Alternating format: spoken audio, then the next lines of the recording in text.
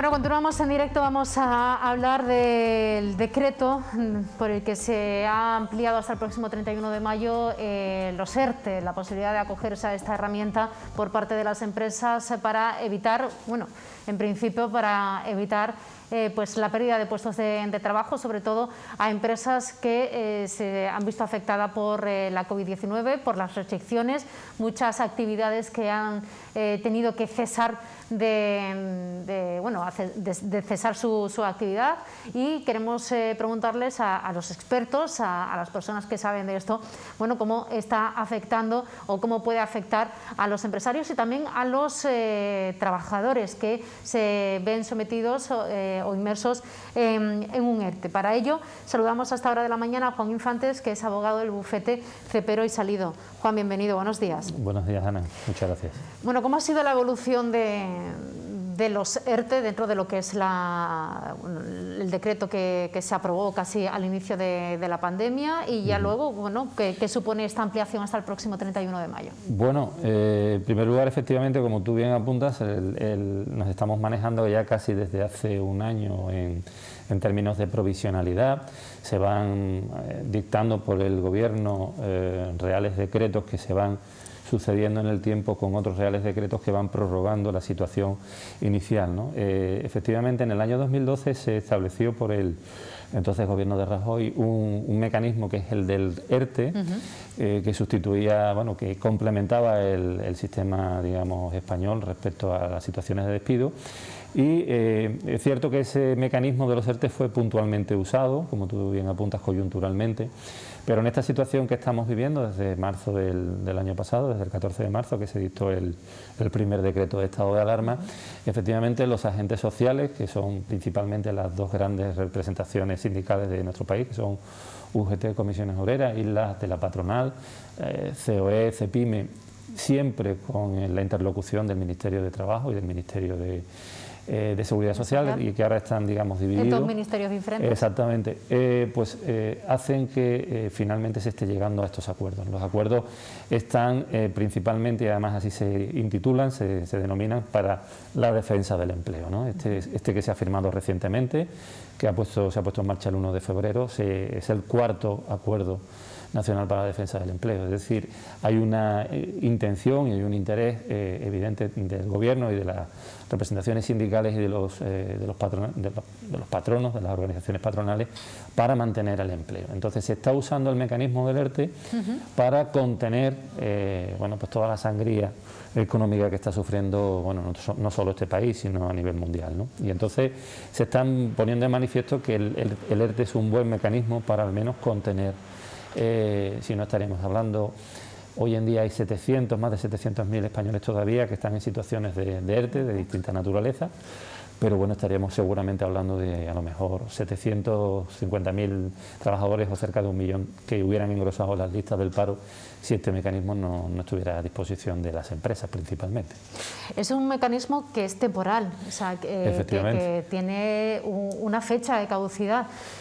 Todo depende de cómo vaya evolucionando la pandemia. Efectivamente, es una cuestión que, aunque se titula temporal, desgraciadamente llevamos un año ya, casi, con toda esta historia, ¿no? Pero bueno, sigue siendo temporal porque la idea es que cuando la economía vaya repuntando se vaya ajustando, ¿no? Y la idea de todos los interlocutores sociales es precisamente que el ERTE sirva de mecanismo para ir, digamos, recuperando paulatinamente la economía. Los empresarios siempre han manifestado que cortar de raíz a una empresa en la evolución de reincorporación a los trabajadores podría suponer el descalabro definitivo de la empresa, y por tanto la idea tanto de los agentes sociales como del Gobierno es ir manteniendo paulatinamente hasta que la situación se vaya aclarando.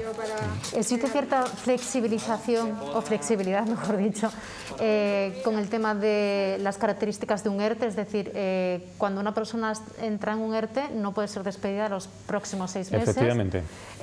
Como eso se está alargando un poco en el tiempo, incluso para algunos empresarios el ERTE ya no es una herramienta sostenible por más tiempo. ¿En qué situación o qué cobertura cobertura jurídica tiene tanto el empresario como el trabajador en esa situación? De entrada, el compromiso de no despido se sigue manteniendo desde el principio de estos decretos, de estos grandes decretos, y en el último también se mantiene. Y incluso se prorroga el plazo de los 6 meses en este último cuarto decreto.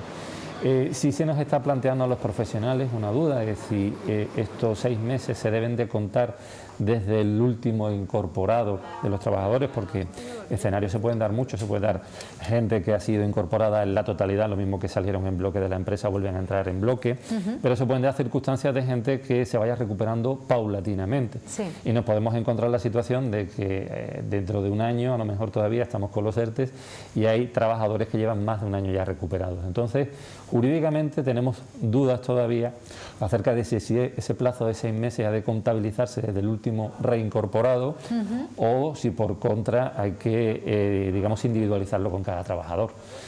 Entonces, todavía no hay un cuerpo, digamos, jurisprudencial que nos esté indicando a los profesionales del derecho cuál es el criterio que los tribunales van a seguir.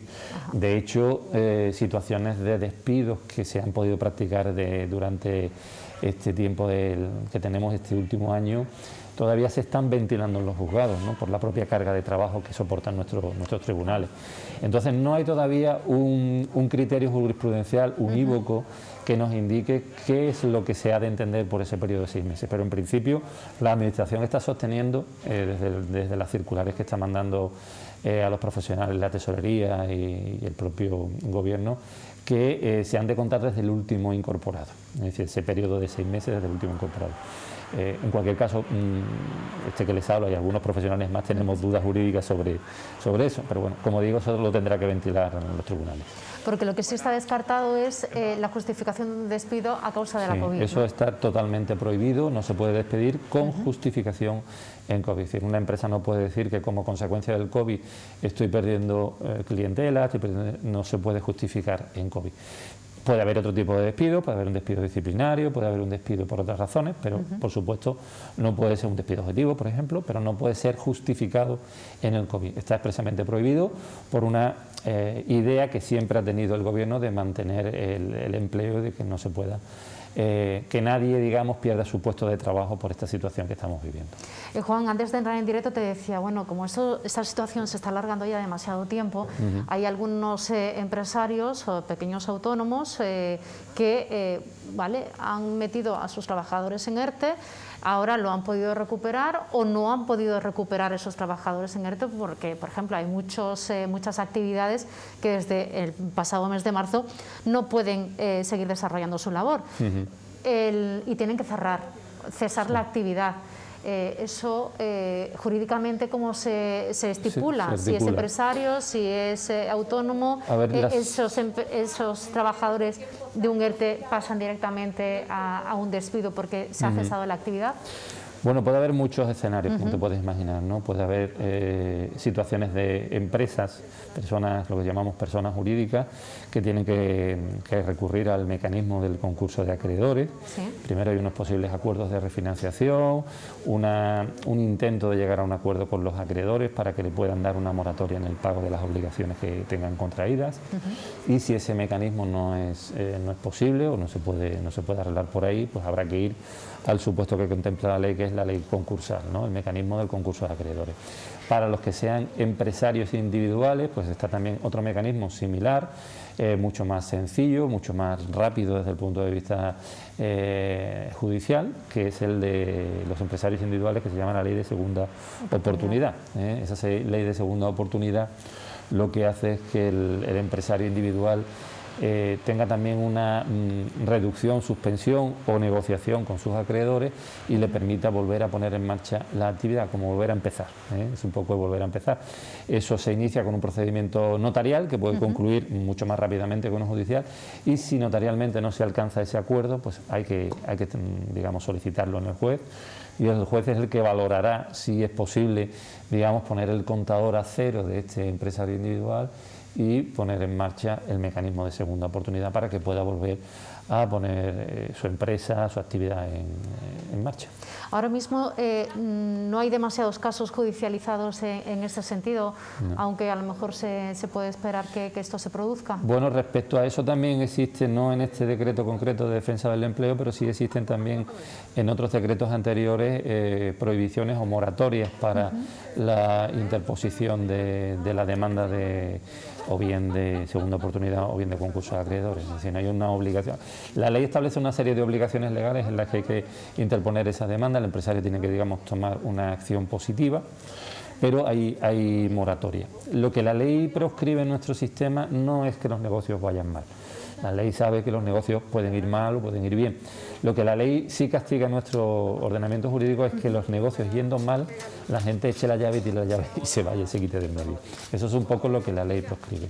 Entonces, si en una situación, estamos en una situación de crisis empresarial, lo que la ley exige es que el empresario sea diligente y tome pues las decisiones en tiempo y en forma, de bien presentar el concurso de acreedores, bien presentar la segunda oportunidad o en los casos en los que se pueda ampliar capital. O sea que no es tan fácil, por decirlo así de alguna manera, el cerrar el negocio, sino que hay que agotar todas las herramientas previas para hacer las cosas bien, que mantiene ese decreto y esa ley. Efectivamente, hay que hacer las cosas bien para que después no pueda derivarse incluso una responsabilidad en tu propio patrimonio personal. Es decir, si un empresario o un administrador cierra la empresa, tira la llave, puede verse en algún momento determinado comprometido su patrimonio personal por no haber sido un empresario diligente. La ley lo que quiere es que el empresario sea diligente, no que abandone la situación, se quite del medio, ¿no? Sino que haga las cosas bien como establece la ley. Bueno, hasta el momento tenemos de fecha hasta el 31 de mayo. Hasta el 31 de mayo. Ya se anuncian que en mayo se prevé una cuarta ola. Yo no sé si será necesario incluso una ampliación o un nuevo decreto para ampliar. Tendrán que volver a sentarse los agentes sociales, tendrán que volver a valorar la situación y ya veremos si en mayo pues las decisiones van en el sentido de mantener este mismo escenario o habrá cambios. Nosotros sí recibimos muchas consultas. Cuando ya se empieza a hablar de que va a haber una nueva reforma de los ERTE, pues ya sí empiezan los clientes a llamarnos. Oye, ¿sabéis algo? Mira, se está hablando, se está diciendo, pero no sabemos. Hasta que no aparece en el BOE, nosotros no solemos comprometernos, porque bueno, las decisiones no son las que tomamos nosotros, sino las que toma el Gobierno cuando firma el decreto, en este caso, de defensa del empleo.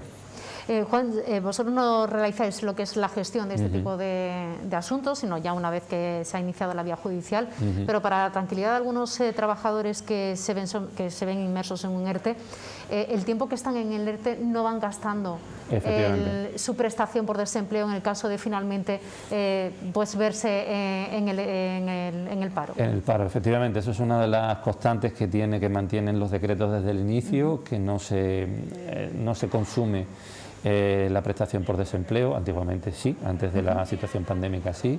Si estabas en un ERTE, pues del periodo que tú tuvieras de prestación de desempleo se te descontaba ese periodo que tú hayas usado dentro del ERTE y bueno, creo que fue un acierto cuando se planteó en el primer decreto de defensa del empleo y se ha ido manteniendo, con lo cual los trabajadores deben estar en ese sentido tranquilos. ¿De un ERTE se puede pasar a un ERE? Sí, desgraciadamente sí. Esa es la cara B, ¿no? De la situación actual. La cara B, sí. Entonces, yo creo que todos los esfuerzos que están haciendo, tanto los sindicatos como los empresarios, están en eso, en la contención del ERTE como solución coyuntural, para no tener que entrar, como decíamos al principio de nuestra intervención, en una situación de casi 1 millón de parados más en España, ¿no? Creo que ese es un poco el objetivo y estamos un poco con las carnes abiertas, como se dice, porque sabemos que si esto no mejora muchísimo, pues probablemente nos encontremos en una situación muy compleja dentro de a lo mejor 6 meses, 1 año. ¿Y la justificación objetiva y legal para presentar un ERE? ¿No pasa por la COVID o bueno, se puede justificar la pérdida de actividad? Por ahí no se puede. Lo que tiene que entrarse es lo que se llama en un ERE top, que es es un acrónimo de económica, por causas económicas, técnicas, organizativas o productivas, ETOP. Entonces, ahí es donde se van a producir los ERE. Hay que montar una memoria justificativa de por qué se ha llegado a esa situación y hay que establecer bueno, pues lo que se llaman las indemnizaciones objetivas, son 20 días por año de servicio. Y bueno, pues es el mecanismo que la ley establece y tiene como garantía siempre al FOGASA, al Fondo de Garantía Salarial del Estado, que bueno, los trabajadores deben saber que ellos en sus nóminas todos los meses cotizan, una parte se les deduce precisamente para estas situaciones o estos escenarios de crisis empresarial donde el FOGASA tiene que intervenir como fondo de garantía. No se complementa la totalidad de la deuda del trabajador, pero por lo menos algo se atiende. Aunque venga derivado de un ERTE. Aunque venga derivado de un ERTE. O sea, un trabajador que haya estado en un ERTE puede verse inmerso o incluido en un ERE. Efectivamente, sí. No hay inconveniente legal en principio, no hay. Sí habría que ver en este escenario, como decimos, de pandémico, pues ese compromiso de los 6 meses, hasta qué punto se puede justificar o no, porque ahí sí hay una zona que judicialmente, como decimos, no está todavía definida y los abogados que nos dedicamos a interpretar las leyes como los jueces o a plantear a los jueces que interpreten las leyes, pues tenemos esa discusión, ¿no? de que desde qué punto se ha de computar o se ha de compatibilizar esos 6 meses, ¿no? Entendemos que ahí puede haber cierta discusión profesional y bueno, seguramente ya hay quien lo haya planteado, pero como digo, todavía no hay recorrido judicial para entenderlo. Una cosa importante, Ana, decir también que en este decreto hay una prestación extraordinaria para los autónomos. Cuéntame. Que los autónomos tienen derecho cuando se produce una... por ejemplo, lo que hemos tenido en Jerez hace una semana, que hemos tenido 15 días, la hostelería y el comercio cerrado por una resolución de la Junta de Andalucía, que es una competencia delegada de una autoridad delegada del Gobierno central, porque debemos recordar que estamos todavía en estado de alarma, hasta mayo estamos en estado de alarma. Entonces la Junta de Andalucía acuerda el cierre perimetral de Jerez y el cierre de los comercios y hostelería, y eso implica un cierre de actividad. Bueno, pues los autónomos que están en esa situación, como consecuencia de esa resolución que dicta la Junta de Andalucía, tienen derecho al percibo de una prestación extraordinaria por ese cierre obligado al que se les, obliga desde la autoridad, y viene a ser una prestación que representa el 50% de la base mínima de cotización de la actividad, porque las actividades, tienen su base de cotización propia, y lo tienen que solicitar en el plazo de 21 días desde que sale, en el BOJA. En este caso, en el Boletín Oficial de la Junta de Andalucía. Todavía, si hay alguno que no lo haya solicitado, creo recordar que el BOJA, en este caso concreto del cierre de Jerez, fue publicado el 26 de enero y creo, me suena, no lo he calculado, pero estamos todavía en plazo. Si hay alguien que esté, algún autónomo que haya estado en esa situación y no lo haya solicitado, lo tiene que solicitar con una documentación que acompañar a través de su mutua de accidentes de trabajo. Bueno, pues es importante comunicarlo porque, de hecho, hace tan solo una semana y un día veíamos una concentración por parte de todos los autónomos aquí en Jerez, en el Parque González Ontaria, reclaman ayudas directas. Pues si alguno todavía no tiene información sobre esta herramienta que todavía está en plazo para poder solicitarlo. Respecto, si mañana se vuelve a dar otro cierre en Jerez, hasta el 31 de mayo esa prestación extraordinaria está vigente. Porque está bajo el paraguas del estado de alarma. Primero del Real Decreto 2/2021, que es el que estamos comentando hoy, y por supuesto del estado de alarma. Pero el instrumento normativo es este Real Decreto 2/2001, que es el que permite esa prestación extraordinaria a los autónomos, porque de aquí a mayo se pueden producir, no un cierre como hemos tenido ya en Jerez 1, sino que se pueden producir 2 o 3 más. Cada vez que se produzca un cierre de actividad por esa disposición que dicte o bien el Gobierno central o bien el Gobierno autonómico, el autónomo tendrá derecho a pedir la prestación, que como decimos es el 50% de su base de cotización. Si él cotiza por 800 euros, pues tendrá el derecho a una prestación de 400. ¿Del mes completo? Del mes completo. Y no de la parte proporcional del tiempo de cierre. Del cierre. Y aparte, exoneración de la mensualidad de autónomo, con lo cual también puede haber por ahí otro interés. Claro. ¿Vale? Juan, ¿dónde estáis? Pues estamos en Plaza Uríes, en la avenida Álvaro Domecq, Plaza Uríes 1, quinto A. Pues ahí pueden encontrar a todo el equipo de bufete Cepero y Salido. 10 profesionales allí a su servicio, a su disposición, y bueno, pues un despacho multidisciplinar que abarca no solo el tema laboral que hoy comentamos, sino también civil, mercantil, fiscal, que es uno de nuestros fuertes, y también nuevas tecnologías, que esa sí está teniendo muchísima importancia en este tiempo que estamos viviendo y que cada día va tomando más posicionamiento. Somos un despacho de referencia en nuevas tecnologías en Jerez, somos pioneros en esa área de práctica y bueno, allí estamos para lo que los ciudadanos necesiten de nosotros. Oye, pues otro día os venís y nos contáis esa parte de nueva tecnología, nos la explicáis. Oye, cuando queráis. Queda hecho ese compromiso. Estupendo, muchísimas gracias, Ana, por la invitación. Juan. Nos vamos a Aspanido porque estamos de celebración, cumplen 30 años. De hecho, el próximo día 21 van a celebrar una carrera solidaria telemática, va a ser en formato online, es la segunda carrera solidaria de Aspanido. Nosotros hemos hablado con ellos, nos hemos ido allí hasta sus instalaciones, en concreto nuestro compañero Robert Pazo. Adelante, Robert. Pues en esta ocasión nos hemos venido hasta un lugar que a mí personalmente, cuando acudo o cuando me invitan, lo hago con mucha ilusión. Fíjense ustedes que visitamos esta institución que lleva trabajando nada más y nada menos que 30 años por la inclusión de personas con síndrome de Down y discapacidad intelectual. Estamos haciendo referencia a nuestros buenos amigos de Aspanido. Pues para, contarnos un poco de qué forma están celebrando este 30 aniversario, vamos a tener la oportunidad de hablar a continuación con Esperanza Gómez, que es precisamente la directora de Aspanido aquí en Jerez de la Frontera. Esperanza, muy buenas. Buenas, bienvenidos. Felicidades. Gracias. Me decía Esperanza antes, sí, Robert, es que ella me pregunta por el tiempo que vamos a estar en la entrevista. Y he dicho, sí, unos 10 minutos por ahí. Dice, no, es que como cuando tú vienes, no cortas. Pero ¿sabes por qué? Por lo a gusto que me siento aquí. Bueno, pues estupendo. Nada, nosotros sin problema. Felicidades. Gracias, estamos de cumpleaños. Eso es. Diferente, como todos los cumpleaños en esta época, ¿no? En esta situación. Pero bueno, contentos y celebrando como podemos. Claro que sí. Bueno, de hecho, antes de hablar de la forma que estáis desarrollando o celebrando este cumpleaños, de las actividades que estáis llevando a cabo, Esperanza, ya me has comentado tú anteriormente que, gracias a Dios, la COVID aquí en este lugar no ha hecho estragos. Aquí no la dejamos entrar. Pues eso es meritorio, evidentemente, y sobre todo por vuestra parte, que sois los que estáis al pie del cañón, evidentemente toda la directiva, todo el equipo, conjuntamente con los chicos y las chicas que pertenecen o son usuarios de Aspanido, que lleváis las medidas de seguridad al pie de la letra. Sí, la verdad es que bueno, hemos valorado la situación y siempre hemos pensado que era menor el riesgo que se corría, porque extremamos mucho las medidas establecidas, que las consecuencias que tiene para ellos el quedarse en casa, aislados, sin contacto con los compañeros, con los profes, con su día a día. Ya demasiadas cosas hemos cortado, porque bueno, es verdad que hay actividades y hay pues eventos que les gusta mucho, nos gusta a todos y pues no los tenemos. Por lo menos pues continuar un poco ese trabajo, ese día a día, esa rutina, ese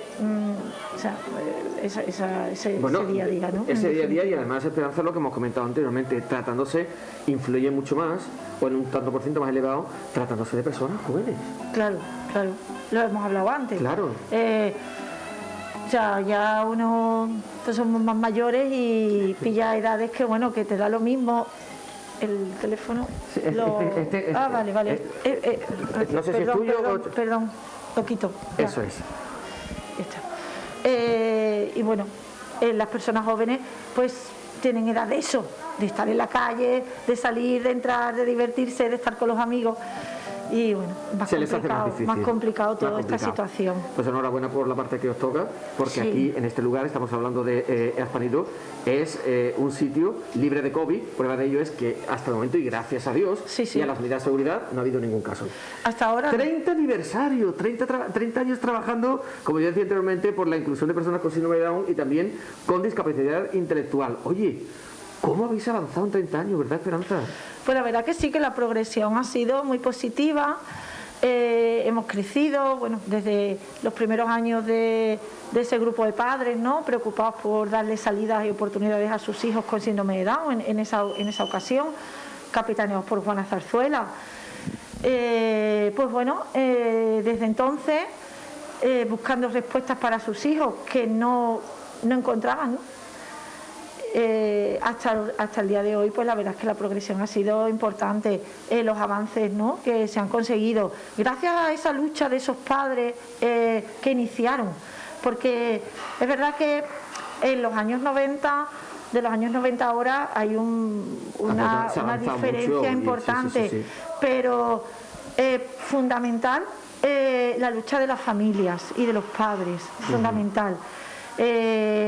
Antes hablabas con tu compañera de radio y es verdad, quien le aprieta el zapato es quien se queja. Totalmente. Eso es así. Totalmente. Y entonces tenemos que ir buscando soluciones para nuestros hijos, que son es lo que realmente nos preocupa. Y hay momentos en los que parece que se ha conseguido todo, en que todo va bien, en que ya no... Y no se puede bajar la guardia. No se puede bajar la guardia. Eso es un mensaje que desde aquí le transmito también a todas las familias y a todos los padres, porque no se puede bajar la guardia, hay que continuar.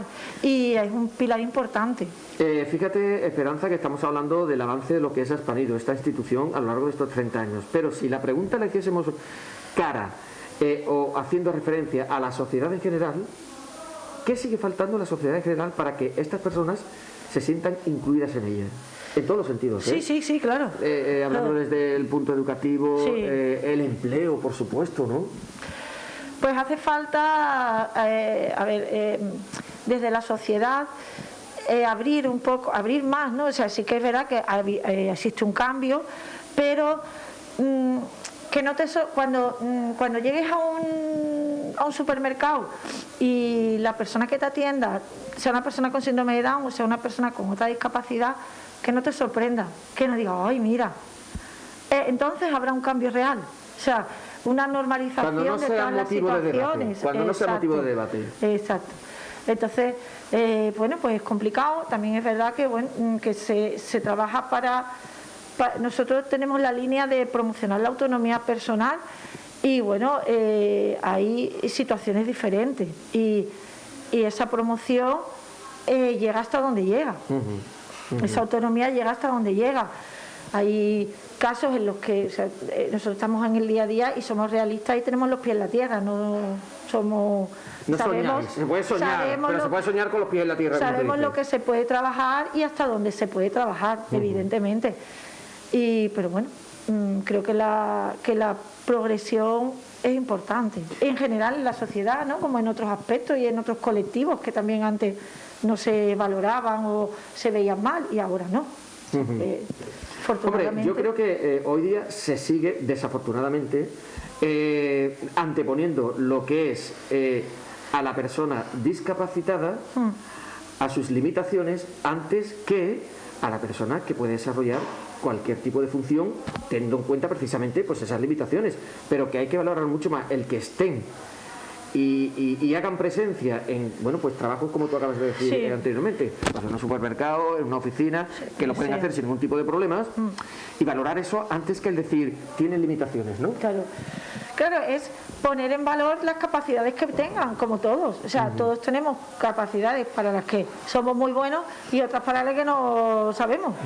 Entonces, potenciar ese lado, ese es el trabajo que hacemos nosotros en el área de empleo. En el área de empleo, desde que los chicos acaban su etapa escolar, pues se trabaja con ellos un poco.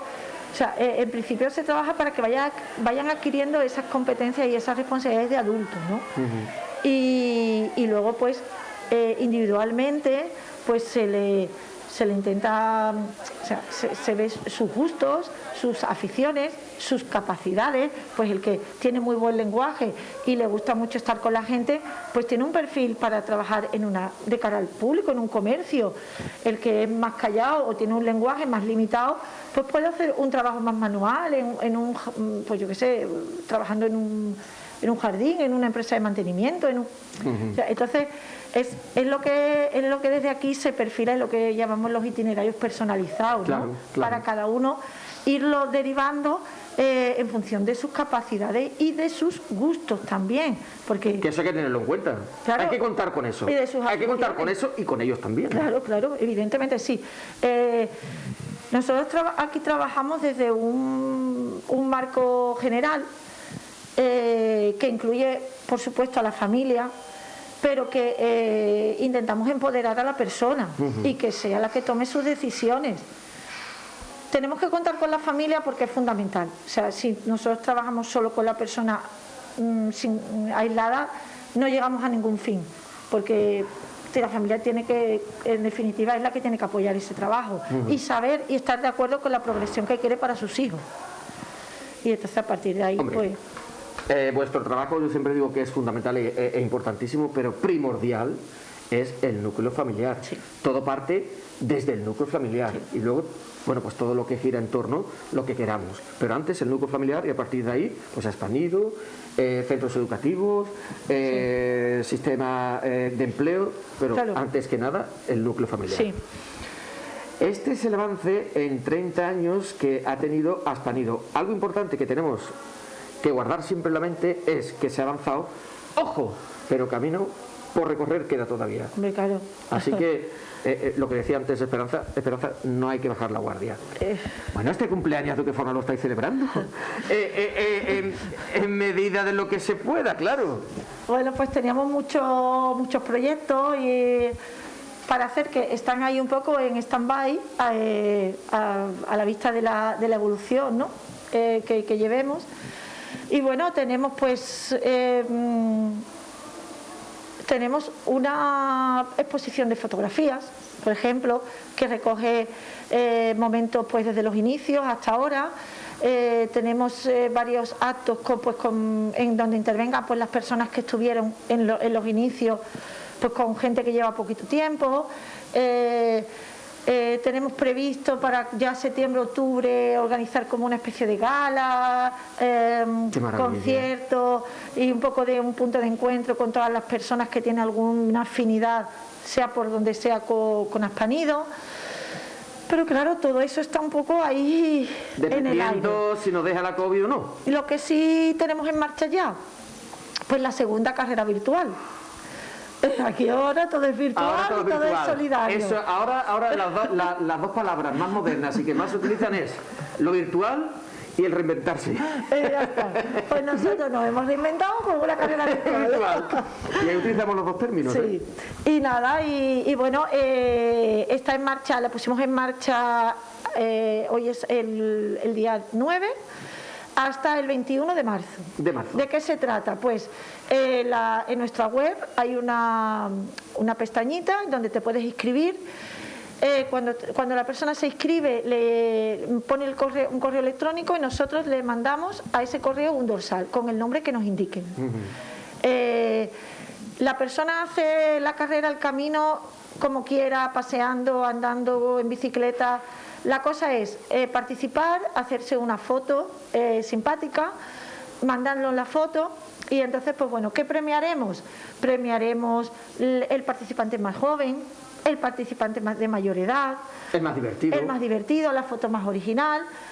Y bueno, es una manera también de involucrar a la gente y de darle pues un espacio pues diferente, ¿no? Porque también yo creo que ese tipo de actuaciones pues se agradecen, todo lo que sea pues cambiar el chip y mantener la mente ocupada. Exacto. También. Y bueno, y la aportación que a cambio del dorsal son 5 euros, que bueno, pues que irá destinado a todo lo que se recaude, pues a seguir manteniendo esos proyectos de empleo, esos proyectos de vida autónoma, como sabes, en la vivienda, porque bueno, pues son proyectos muy costosos y proyectos en los que en el 2021 las ayudas van a tener un recorte importante. Oye, Esperanza, ¿qué te parece si hablamos con los principales protagonistas de este espacio? Que son los usuarios, los chicos y las chicas que vienen todos los días a Aspanido. Así que gracias, Esperanza, enhorabuena por todo el trabajo que realizáis. Y bueno, pues decirles, yo no sé si quieres comentar algo más. No. Está todo dicho. Todo bien, todo dicho. Pues nosotros hemos venido también, nos hemos unido a este cumpleaños. 30 años, fíjense ustedes, trabajando la inclusión de personas con síndrome de Down y también con discapacidad intelectual. Así que, en nada, así en un pispás, volvemos desde Azpanido y hablamos con dos chicos. Sí. ¿Quiénes son? Luego lo presento. Bueno, pues regresaremos a la sede de Azpanido, como acaba de comentar nuestro compañero Robert. Nosotros continuamos con más asuntos y a continuación nos vamos a hacer eco de un informe que ha realizado la Federación de Organizaciones Andaluzas de Mayores, la FOAM. En este informe han realizado un análisis de cómo ha ido evolucionando, cómo ha afectado en las residencias de mayores la pandemia, muy castigada en la primera ola. Fueron los mayores que residen en estos centros. De hecho, en Andalucía, en esta primera ola, 1.815 mayores de residencias perdieron la vida por la COVID-19. Hubo más de 9.000 contagios en estos centros. Siguen en esta tercera ola afectando a las residencias de mayores y, bueno, pues a través de este informe han puesto de manifiesto las deficiencias que tienen las residencias de mayores y sobre todo cómo pueden esto darle una vuelta y cambiar para estar preparada ante situaciones como la que estamos viviendo y también para hacer un entorno mucho más activo para las personas mayores.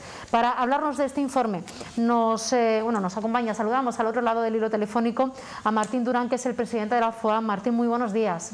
Hola, ¿qué hay? Buenos días. Bueno, cuéntenos el análisis, los resultados, las conclusiones de este informe que han elaborado para analizar, bueno, cómo ha afectado, cómo sigue afectando el coronavirus a las residencias de mayores en nuestra comunidad autónoma. Bueno, el motivo de realizar este informe fue cuando vimos el impacto que el coronavirus había tenido en la residencia, que como acaba de decir, pues ha sido demoledor.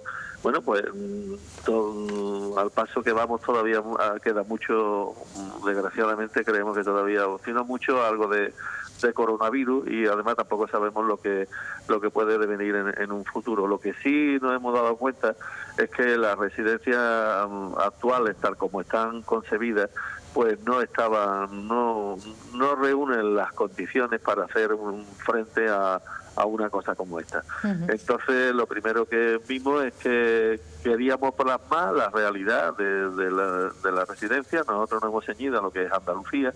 Sí. Y una vez plasmada la realidad, lo que son, pues a partir de ahí abrir un debate para lo que deben de ser en un futuro.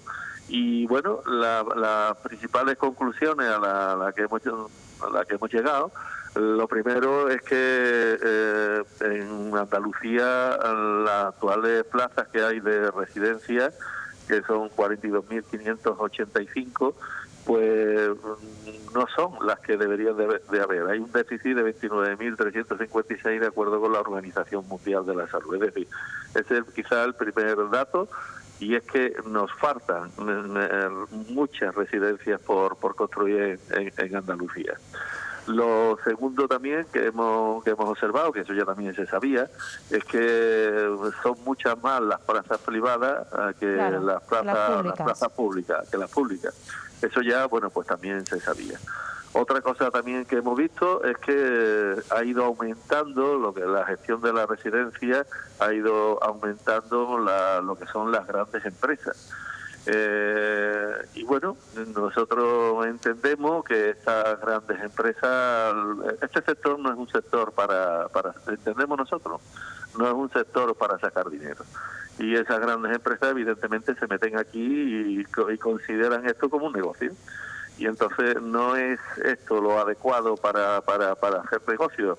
Así que otra cosa que hemos visto es que ha habido una gran introducción de esta, cada vez más va aumentando de estas grandes empresas, y nosotros lo que entendemos es que esto deben de salir de aquí. Además hay una forma muy sencillita de salir de aquí. La Junta de Andalucía, conforme le vaya cumpliendo los conciertos, pues no le renueva más las plazas. Y al no renovarle las plazas concertadas, evidentemente irán saliendo de aquí porque no les va a interesar. Otra cosa también que nosotros, y eso sí es muy importante, analizando el por qué se han producido estos resultados tan nefastos dentro de la residencia, al margen de que los mayores es un sector, es una población muy vulnerable para este virus, al margen de eso, es porque hemos analizado también los protocolos que utiliza la Junta de Andalucía y los protocolos que utiliza la Junta de Andalucía no son los más adecuados. La Junta de Andalucía lo que hace en la residencia, cuando entra un virus, sectoriza, lo primero es sectorizar la residencia, es decir, separar los contagiados de los no contagiados. Y luego, si esa residencia va peor, que lo va ahí, que de hecho va ahí, pues entonces lo que hacen es medicalizarla. Medicalizarla no es tampoco nada del otro mundo.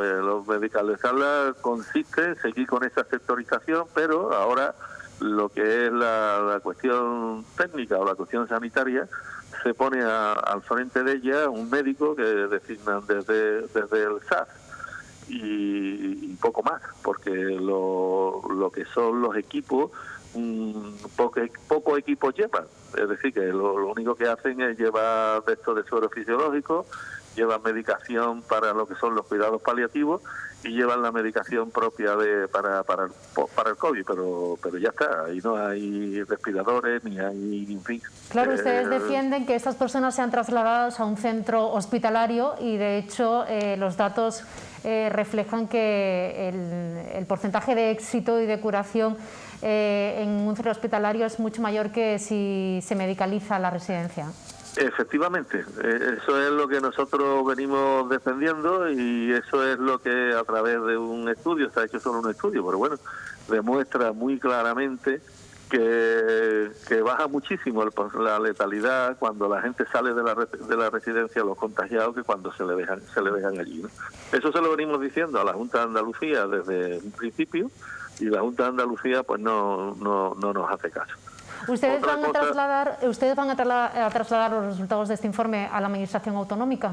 Ya se lo hemos trasladado. ¿Se han trasladado ya? Sí, los resultados de este informe ya están trasladados. No nos han contestado absolutamente nada, pero bueno, estamos pendientes y lo haremos con datos que todavía no tenemos, que pensamos que lo vamos a tener muy prontito. Estamos pendientes de demostrar que con datos que la medicalización no solo no mejora, sino que empeora. Es decir, que no es que cuando se medicalice de una residencia la tasa de letalidad baje, sino que sube. Así que dentro de poco pensamos que vamos a estar en condiciones con datos de demostrar eso y a partir de ahí pues a ver lo que hace la Junta de Andalucía. Pues Martín Durán, presidente de la FOAM, muchas gracias por habernos atendido. Queríamos dar a conocer los datos de este informe, sobre todo por el análisis que realizan en el mismo y bueno, para también no quitar el foco de las residencias de mayores por las continuas olas por la COVID-19 que se está viviendo. Una última pregunta, ¿sabe usted si ya se han vacunado en la totalidad de las residencias de mayores? Sí, me alegro que me haga esta pregunta. Mire, la primera dosis se ha puesto en todas las residencias de Andalucía. Ajá. Y la segunda dosis prácticamente también está puesta en todas las residencias. Y las que quedan son porque no se ha podido poner la segunda dosis porque entre medio de la primera y la segunda pues se ha producido un brote o gente que está enferma y no se le puede poner porque tiene una enfermedad que no está indicada, a lo mejor una gripe o cualquier tipo de esto. Es decir, que prácticamente yo diría ya que en el 90% o más, incluso, porcentaje ya muy alto, están prácticamente vacunadas todas las residencias de Andalucía. Lo que sí le quiero comentar es una cosa. Mire, la Junta de Andalucía ha hecho bien el tema de la vacunación, lo ha llevado muy bien el tema de la vacunación en la residencia. Es cierto que ellos pensaron que eso se iba a hacer en dos semanas y se ha alargado un mes y medio, pero no es la culpa de ellos, la culpa es que no han recibido la vacuna necesaria. Ha habido, como todos sabemos, retraso con la vacuna. Lo que la Junta de Andalucía no está haciendo bien y no de verdad que no lo entendemos, es el tema de la vacunación de mayores de 80 años. Mire, la Junta de Andalucía ha establecido puntos de vacunación, ¿vale?, en los distritos sanitarios que hay en cada provincia. Sí. Incluso hay alguna provincia, como por ejemplo Andalucía, donde juntan 2 distritos sanitarios para poner un punto en Sevilla, por ejemplo, donde juntan 2 distritos sanitarios para poner un punto de vacunación. ¿Qué significa eso? Significa que un señor de 80 años, estamos hablando de 80 para arriba, ahora han empezado los de 90, significa que un señor de 80, de 90 años, pues está en su pueblo y se tiene que desplazar a un pueblo que puede estar a 10, a 15, a 20, a 30 o a 50 kilómetros. O sea, que tiene que hacer pues 20, 50 o 100 kilómetros entre ida y vuelta. Estamos hablando de señores de 80 años. ¿Y eso qué significa? Que para desplazarse este señor tiene 3 opciones.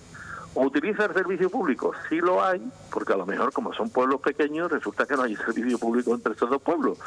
Si lo hubiese, su coche privado sí lo tiene y lo puede utilizar, porque muchos a lo mejor ya no están inhabilitados para utilizar el coche. O están a expensas de que lo lleven a la vacunación por un arma caritativa, un familiar, un amigo, un conocido, lo que sea. Eso es una auténtica barbaridad. La Junta de Andalucía tiene que vacunar a esos señores en la localidad donde vive, no hay otra. No hay otra. Todo lo demás es un auténtico despropósito. Y eso lo quería dejar constancia de eso. Pues queda constatada esa denuncia, esa situación en la que traslada, pues se ven muchos mayores de 80 años. Señor Durán, muchísimas gracias por habernos atendido. Que pase un feliz día.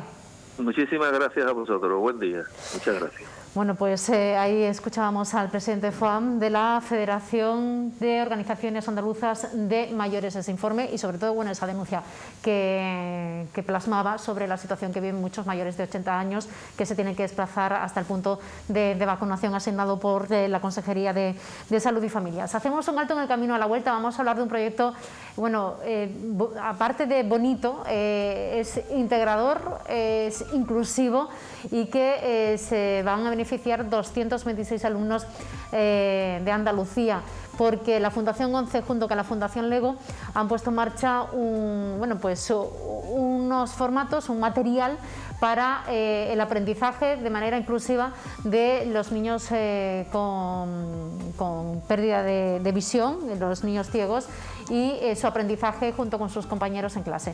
Hablaremos de ello a la vuelta en tan solo unos minutos.